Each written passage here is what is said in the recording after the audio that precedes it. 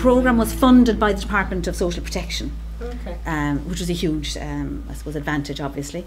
Parents got a €10 supplement to attend, a supplement to their social welfare payment. Okay. They had to be in receipt of a social welfare payment in order to qualify for this course.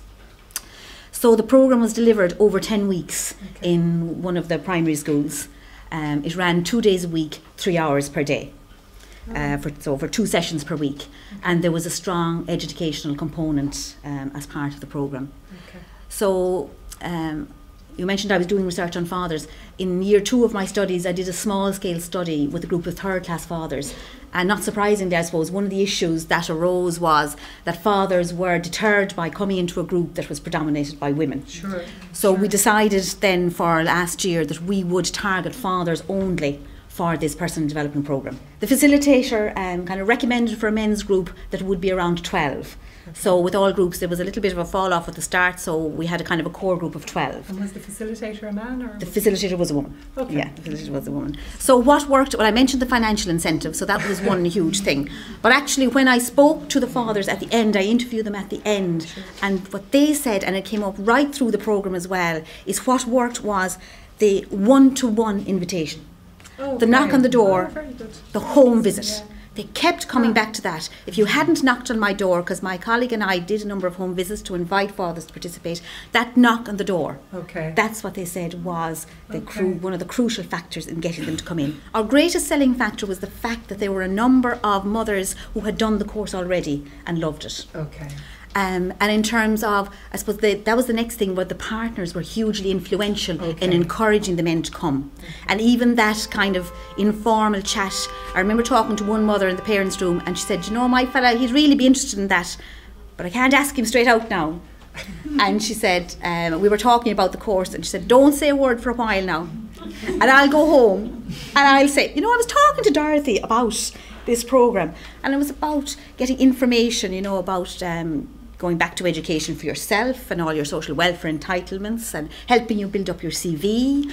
And you know, people who did the course before really loved it. And she said she had this chat kind of informally in the kitchen, and she said, she came back to me and she said, yeah, he was kind of nodding, saying, yeah, that's kind of interesting, isn't it? And she said she just planted the seed and said nothing. And so after the summer, when I encountered the man in my travels, I had the next bit of a conversation. So we planted, you know, we watered the seed another little bit.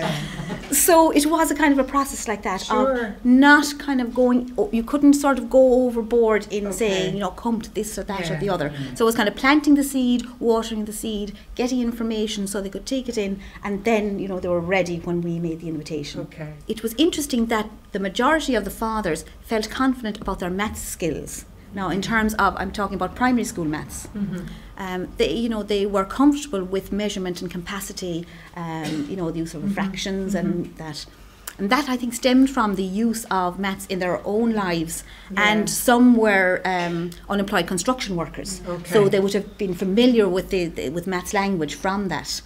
And the lad that was completely illiterate, he said to me, it doesn't matter what she comes home with in maths, he said, because everything I translate to money and I can do it in a flash. It's very simply, I think, in schools, as we need to, I think, raise our expectation from one parent involvement to two parent involvement for starters, you know, where possible. And simple things like when we are sending out consent forms home, to leave a space, you know, for both parents. And circumstances will dictate whether one or both is required. But just to raise a culture of that we expect a father involvement. Again, when we're issuing invitations, maybe to move away from the general term parents and just say mums and dads are invited to the school concert. Mothers and fathers are invited to the parent-teacher meeting. You know, just a simple thing.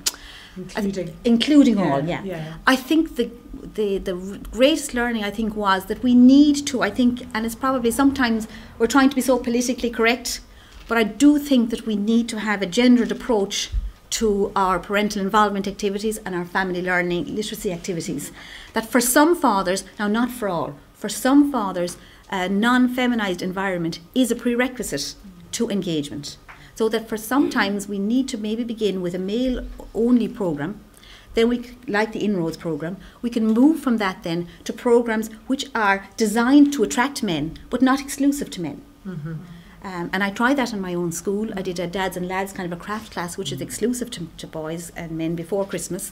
And after Christmas then I did a project that was designed to attract the traveller fathers, and it was on building these barrel-topped wagons.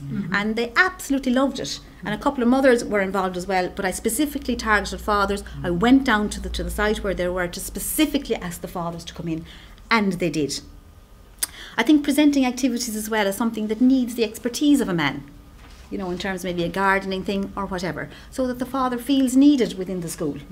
I think that when we're inviting fathers in as well, it's important that we open it up to grandfathers, maybe brothers, uncles or whatever, because you have to be very concerned about the child whose father is not involved in the scene. And by opening it up to the other male members of the family, you get over that. And that's what I did.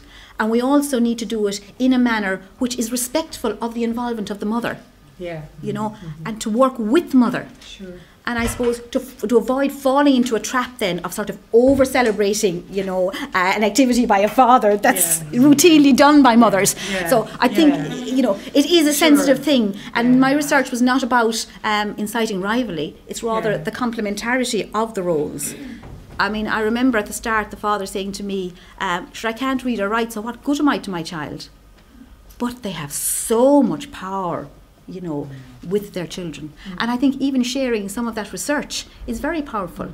There's a lot of research that shows the importance of the father and the impact of the father in terms of school attainment, behaviour, higher expectations. And these findings have been independent of the involvement of the mother.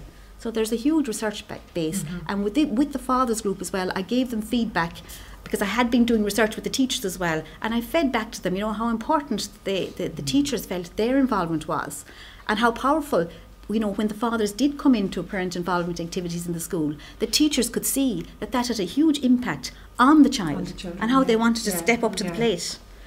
And I suppose another issue for me was that, going back to the initial interviews, was that as professionals we need to reflect on our own practice, and I certainly did, on any unconscious bias that we may have towards a mother, you know, and particularly, you know, to, I suppose, to resist maybe the tendency of some fathers to direct engagement towards the mother.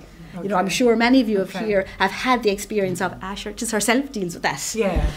And you know, I suppose in our comfort zone, it's easy to go with the herself bit, you know, and say, sure, I'll come back again and talk when the mother is there. Whereas now, I know, and throughout the research, I find myself, I'm engaging the father and, you know, saying, well, you have a role in this, and explaining the issue to him, you know. So that's a change practice. So it's a change practice, I think, I think obviously the learning in terms of third level as well was that fathers need more information about third level. And what they said is they need to get it at primary school level and perhaps at 5th class. Because I said to them, did you not get some of this information, you know, when your child, because some of them had children that spanned primary and second level. But the point is, they weren't alert to it, because they had already decided, actually, that's not going to be for my child. So we need to be sparking that interest, giving the information now, so that they're alert to information that's coming at second level. And raising that whole vision for their child, that it is possible for their child to go. Again, we mentioned the IT, that building on the strengths of fathers, I think, again, is very important. You know, like, you know, if they have a greater capacity with maths, that's a huge thing. I think building on the specific interests of fathers, and the power of fathers to incentivise, you know, children in terms of reading. I think the research shows, and the research locally showed, that fathers are reading, but not necessarily novels. You know, they are reading the DIY manuals. And in terms of their interests, they loved gardening, they loved documentaries. Some of the lads were very interested in the history programmes. None of them talked about the soaps.